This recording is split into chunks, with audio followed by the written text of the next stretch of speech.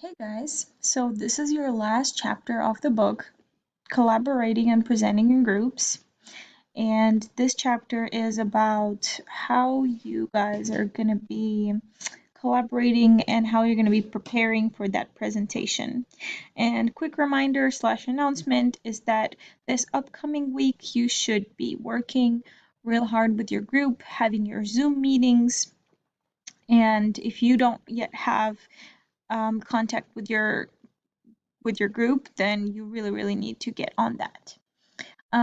If you forgot, then I have sent out an Excel sheet with all of that information for you, so you can get on that starting from looking up that Excel sheet in your email. So for collaborating and presenting in groups.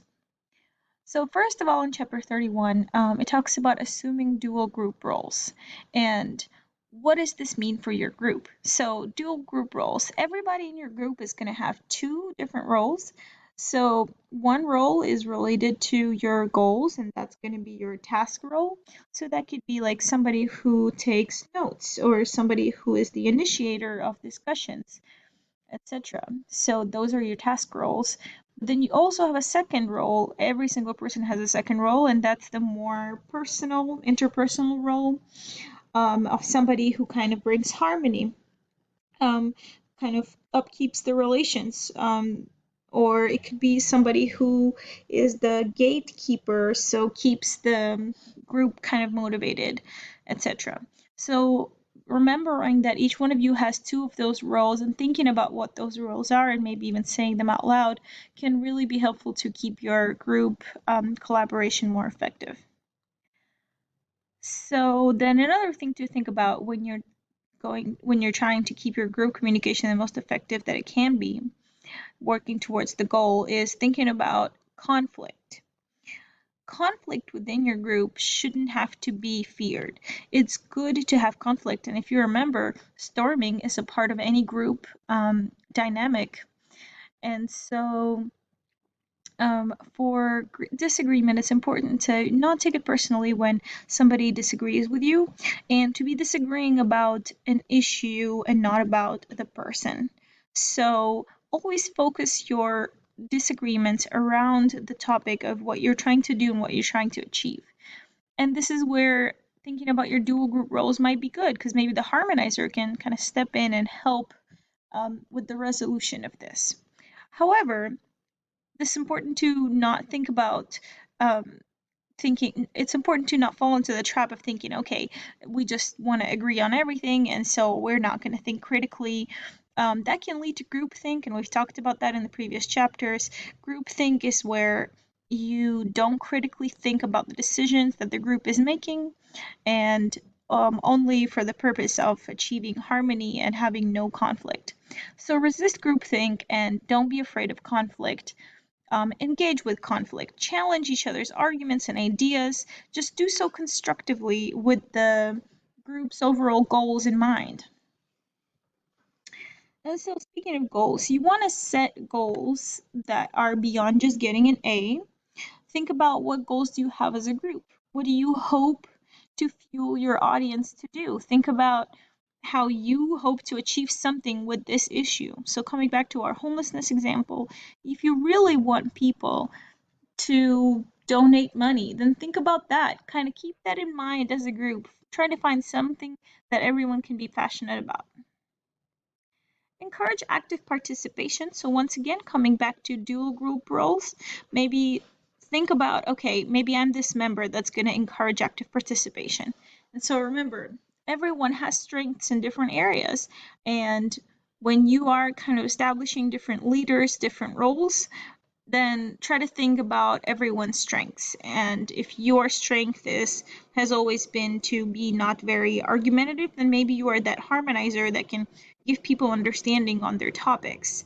But if you've always been very extroverted, maybe you are a good leader. So think about all those things. Think about how we have identified whether or not you're good as an organizer in class. Think about the things you're good at in terms of introductions and conclusions, etc., as we have talked in class as well. And try to use that, especially in the very first meeting that you have. That will be a good time for you to establish those roles. Um, use reflective thinking. You want to identify a problem, conduct research, establish guidelines and criteria, generate solutions, select and implement solutions, and evaluate solution. This is the process that you will be using called reflective thinking from the beginning to end. Every time you're talking about something, you want to think about, okay, what am I trying to achieve? What is our goal here? And then you talk through each of these stages with your group. So you will all be conducting some kind of research. You will all be talking about it. You will all be deciding on establishing guidelines and criteria. You will all be generating solutions, etc., etc., etc. So this is just the kind of reflective thinking that you want to be doing. Don't forget to select and implement the solution. Don't forget to actually identify the problem. Don't forget any of those steps to make sure that everybody gets heard and you are the most effective at finding solutions. You also want to think about the audience. You want to analyze the audience and set goals for that audience. So as we've mentioned previously, it's not just me, it's kind of your audience is not just your instructor, it's also the whole class or this layperson that is attending UK and is in Lexington. And so keep thinking about what does this layperson audience know about this project, and think about how does knowing what your audience knows impacts your group's development of this project. It's really important to be on the same page. So we've talked a lot about roles. So you want to actually assign roles and tasks. We've talked about your interpersonal roles a lot, but you want to get back to those task roles, and you want to, oops, this is the wrong name here. um, Sorry, let me change that. So you want to make sure that you will figure out who's going to be the one to be emailing, who's going to be the one who's going to set up Zoom meetings, who's going to be the one to um, keep all the information, who's going to be the one to edit, who's going to be the one to upload the final draft, etc. So all of those roles need to be assigned. And maybe you can assign someone who kind of helps facilitate the discussion. Lastly, you want to make sure that you establish transitions between speakers. Don't forget that. Don't just record your part of the video and then be done. Make sure to transition into the new speaker, even though you will not actually be physically seeing that person. You want to make sure that the transition is there, because eventually I'm going to be seeing all of you speak. And then lastly, be mindful of your nonverbal behavior. Even when you are not talking, you're still saying something. And in Zoom, that can still be shown through in your facial expressions and even in just not participating. I know it can be hard or intimidating with this new online format, but it's really important that you all try to be as engaging as possible and try to be get yourself out of the comfort zone. Don't expect somebody else to get you out of the comfort zone. So start talking before you're comfortable talking, just to kind of get the energy going, because it's going to be much harder to make all of this happen online without the ability to meet together. So you really need to put in that effort to make it happen.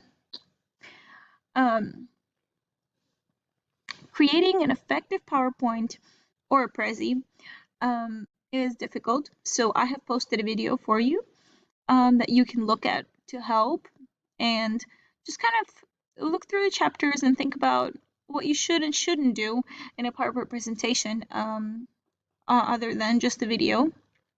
And hopefully that will be helpful for you as well. And that's something you can discuss with your group members. The kinds of things I'm talking about is like using too many words in one slide, etc. Rehearse several times. Rehearse, rehearse, rehearse.